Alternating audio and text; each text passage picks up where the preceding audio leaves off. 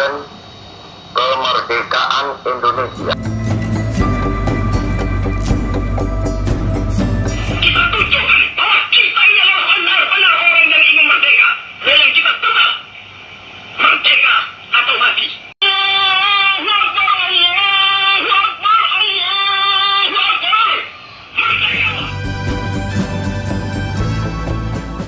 Begitulah, bangsa Indonesia tak hanya berani memproklamasikan kemerdekaan, bangsa Indonesia kemudian juga berani mempertahankan kemerdekaan itu, dengan perjuangan, dengan perang melawan penjajah. Semangat dan pengorbanan jiwa dan raga itulah mempengaruhi pula cara bangsa Indonesia memperingati hari kemerdekaan setiap tanggal 17 Agustus. Bangsa Indonesia merayakan, mensyukuri hari kemerdekaan itu, tapi juga memperingati dan mengenang para pahlawan yang telah gugur. Inilah yang selalu membuat haru. Hal itu yang membedakan dengan negara tetangga. Kemerdekaan Malaysia diberikan oleh British tanpa perjuangan bersenjata. Merdeka!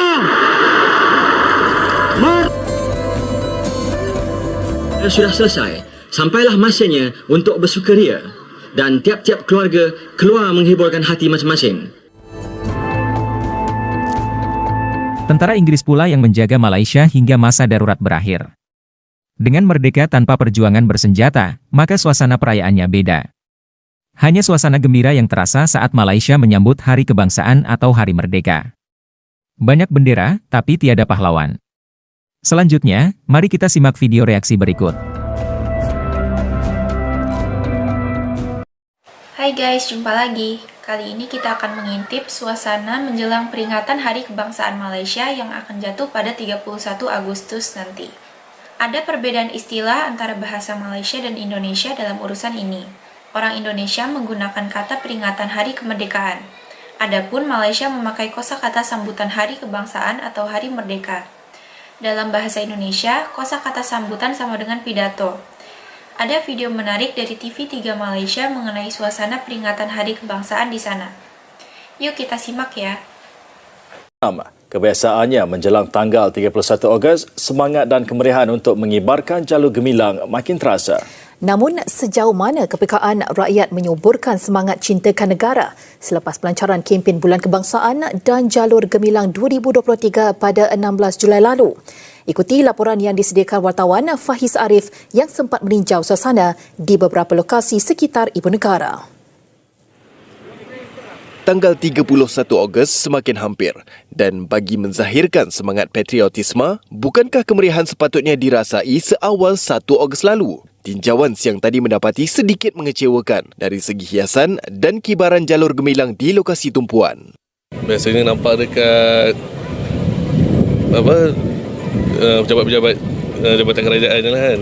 Yang kalau dekat jalan-jalan ni macam kurang sikit lah. Ada tu tapi tak tahu banyak. Kali ni tak ada meriah sangat lah.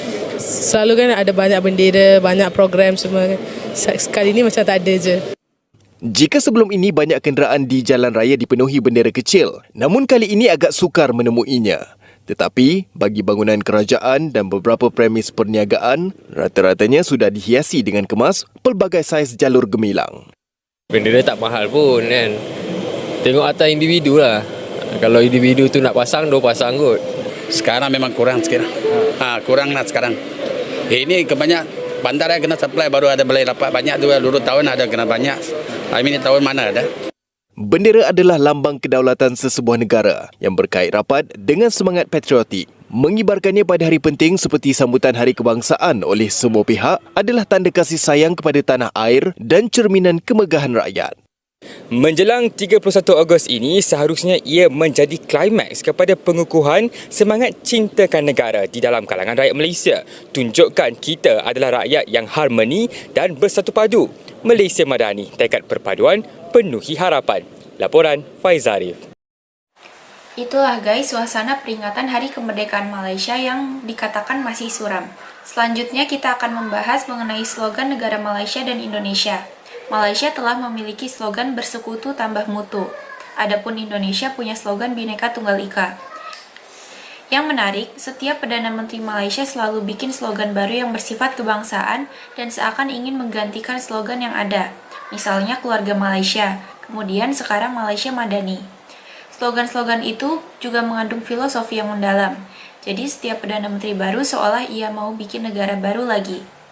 Adapun di Indonesia, slogan presiden yang berkuasa biasanya lebih bersifat praktis atau menggambarkan program pemerintah dan tidak bertabrakan dengan slogan negara. Dalam kaitannya dengan peringatan Hari Kebangsaan, polemik muncul karena slogan Malaysia dimasukkan juga dalam tema Hari Kebangsaan.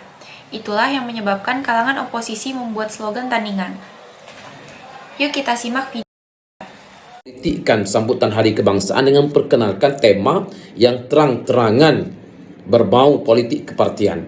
Perkataan sambutan tema ini seperti kerajaan madani, tekad perpaduan penuhi harapan, sudah jelas sekali. Perkataan madani, perpaduan dan juga harapan adalah merupakan perkataan-perkataan yang diulang-ulang semasa kempen politik, terutamanya dalam pilihan raya negeri yang lepas. Walaupun perkataan-perkataan ini satu perkataan yang baik, bukan tak baik, tetapi ia telah dipolitikkan dalam kempen politik kepartian. Justru kalaulah untuk menyatukan rakyat di bawah satu tema, pilih tema yang lebih bersifat tengah.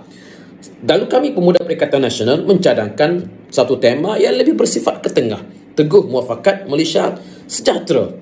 Itu bukan perkataan yang diulang-ulang semasa kempen. Kami tidaklah mencadangkan digunakan perkataan bersih, stabil. Walaupun kedua-dua perkataan itu perkataan yang baik, tetapi telah pun kami gunakan untuk kempen dalam pilihan raya. Jadi kalau nak menyatukan rakyat, pilih perkataan yang lebih bersifat center, bersifat tengah, dan supaya semua rakyat di pelbagai fahaman politik boleh menerima.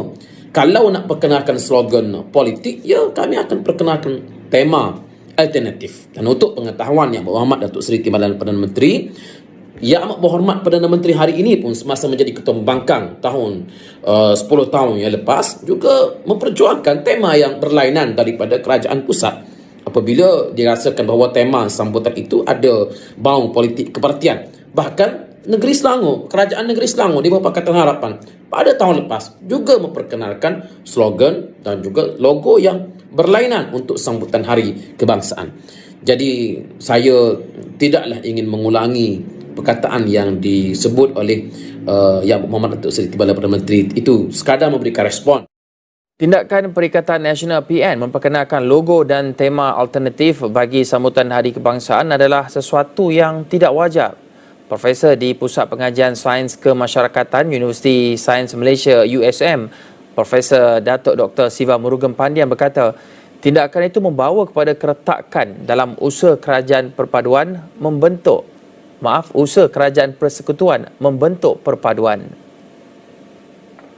Katanya tindakan sedemikian juga janggal kerana menunjukkan seolah-olah negeri ditadbir PN tidak memahami semangat federalisme, memandangkan gabungan itu mahu berselisih soal logo Hari Kebangsaan sedangkan masih menuntut bantuan kewangan daripada kerajaan persekutuan.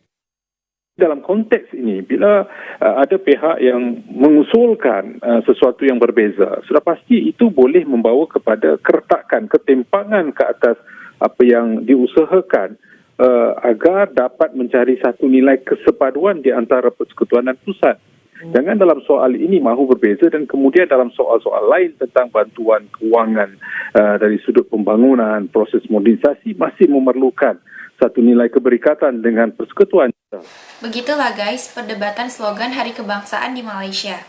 Tapi sebenarnya ada persoalan yang lebih mendasar, yakni setiap Perdana Menteri di Malaysia seolah berusaha membuat slogan negara yang baru dan bukan sekedar slogan yang menggambarkan program atau arah pemerintahan. Terima kasih sudah menonton sajian kami, sampai jumpa lagi.